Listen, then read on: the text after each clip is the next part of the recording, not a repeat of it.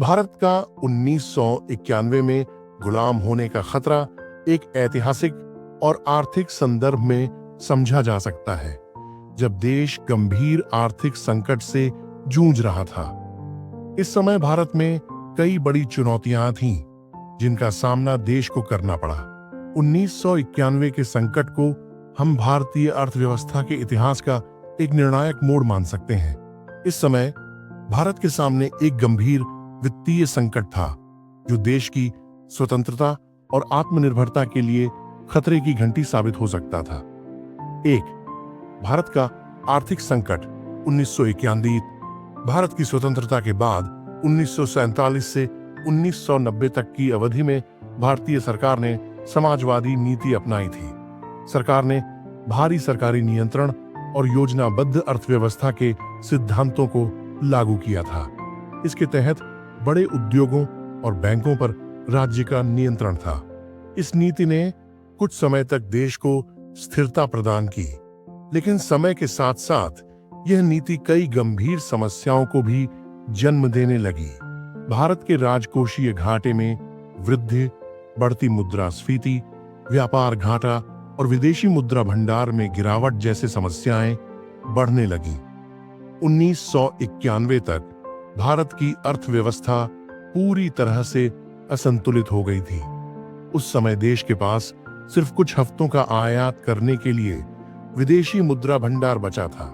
इसके साथ ही भारत को अपने कर्ज की चुकता करने में भी कठिनाई हो रही थी। सोवियत संघ का विघटन और वैश्विक परिवर्तन। 1991 के समय में दुनिया भर में कई बड़े परिवर्तन हो रहे थे। सोवियत संघ का विघटन हो चुका था, जिससे विश्व में नए राजनीतिक और आर्थिक समीकरण बन रहे थे। इसके अलावा वैश्वीकरण की प्रक्रिया भी तेज हो रही थी। इन वैश्विक परिवर्तनों के बीच भारत की स्थिति संकट में थी। भारत को अपनी अर्थव्यवस्था को पुनर्निर्मित करने के लिए एक नई दिशा अपनानी पड़ी। देश को विदेशी निवेश आकर्षित करने, व्यापार बाधाओं को हटाने और निजीकरण की दिशा में कदम बढ़ाने की आवश्यकता थी। हालांकि यह कदम भारतीय समाजवादी परंपराओं और आर्थिक मॉडल के विपरीत था। आपातकाल और कड़े निर्णय। 1991 के आर्थिक संकट का एक बड़ा कारण था सरकारी खर्चों की अनियंत्रित वृद्धि और विदेशी आवरण में वृद्धि। इसके परिणाम स्वरूप भारतीय रिजर्व बैंक ने मुद्रास्फीति को काबू में करने के लिए ब्याज दरों में वृद्धि की, लेकिन यह भी आर्थिक मंदी का कारण बना। भारत के प्रधानमंत्री श्री नरसिम्हा राव और उनके वित्त मंत्री डॉ. मनमोहन सिंह ने इस संकट का हल निकालने के लिए कई कड़े और साहसिक निर्णय लिए। इन्हें आर्थिक सुधार के नाम से जाना जाता है। इस दौर में भारत ने अपनी आर्थिक नीतियों में बड़े बदलाव किए, जिनमें मुख्य रूप से आयात निर्यात पर नियंत्रण हटाना, निजीकरण और विदेशी निवेश को बढ़ावा देना और राजस्व सृजन के लिए नए उपायों को लागू करना शामिल था। आर्थिक सुधार और विश्व बैंक से मदद। भारत ने 1991 में IMF, इंटरनेशनल मॉनेटरी फंड और विश्व बैंक से कर्ज लिया। इन संस्थाओं की मदद से भारत ने अपनी मुद्रा का अवमूल्यन किया और आर्थिक सुधारों की प्रक्रिया शुरू की। इन सुधारों में प्रमुख थे उदारीकरण, लिबरलाइजेशन। भारतीय बाजार को वैश्विक स्तर पर प्रतिस्पर्धी बनाने के लिए उदारीकरण की नीति अपनाई गई।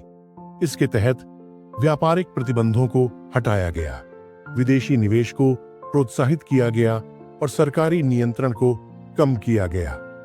निजीकरण, प्राइवेटाइजेशन। सरकारी कंपनियों को निजी हाथों में सौंपने की प्रक्रिया शुरू की गई, जिससे सरकार की वित्तीय स्थिति में सुधार हुआ। विनिमय दर में परिवर्तन, एक्सचेंज रेट पॉलिसी। भारतीय रुपया को विदेशी मुद्रा के मुकाबले अवमूल्यित किया गया, जिससे भारतीय उत्पादों की प्रतिस्पर्धा में वृद्धि हुई और निर्यात को बढ़ावा मिला। आत्मनिर्भरता का खतरा। यदि भारत ने 1991 में ये सुधार कदम नहीं उठाए होते, तो निश्चित रूप से भारत का आर्थिक संकट और गहरा हो सकता था। भारत को अधिक कर्ज पर निर्भर होना पड़ता, जिससे विदेशी शक्तियां देश की आर्थिक नीतियों में हस्तक्षेप कर सकती थीं। इसके परिणाम स्वरूप भारत की स्वतंत्रता और आत्मनिर्भरता को खतरा उत्पन्न हो सकता था। आर्थिक गुलामी के इस खतरे से बचने के लिए भारत ने जो सुधार किए, उन्होंने देश को वैश्विक आर्थिक परिवेश में स्थिरता और समृद्धि की दिशा में कदम बढ़ाने का अवसर दिया। हालांकि इन सुधारों ने भारतीय समाज में कुछ संघर्षों को भी जन्म दिया, क्योंकि कई लोगों को लगता था कि ये कदम गरीबों और मध्यम वर्ग के लिए हानिकारक हो सकते हैं। निष्कर्ष, 1991 में भारत के सामने जो आर्थिक संकट था, वह एक ऐतिहासिक मोड़ था। यह संकट भारत के आर्थिक स्वतंत्रता और आत्मनिर्भरता को खतरे में डाल सकता था।